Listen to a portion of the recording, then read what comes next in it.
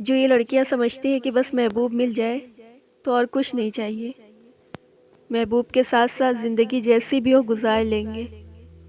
जब पेट में रोटी ना हो, कहीं जाने के लिए ढंग का सूट ना हो, जब बरसों भी पसंद का खाने को ना मिले, जब महबूब लापरवाह हो, जब वो आपको ले जाकर ससुराल वालों के रहमो करम पर छोड़कर भूल जाए, जब औलाद तकलीफ़ से तड़प रही हो और दवा के पैसे ना हो, जब महबूब बाहर मज़ीद औरतों पर अपनी आशिक मिजाजी के साथ फ़िदा हो रहा हो, जब शादी के चंद दिन बाद ही मोहब्बत का स्यापा ख़त्म होकर असल ज़िंदगी शुरू हो जाए, जब रहने को घर अच्छा ना हो, जब बात बात पर लड़ाई होने लगे, सारी मोहब्बत गायब हो जाती है।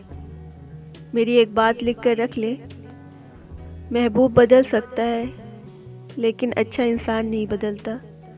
निकाह करने के लिए अच्छा, शरीफ, ज़िम्मेदार और कमाने वाला, इज़्ज़त करने वाला शख्स चुने, महबूब नहीं।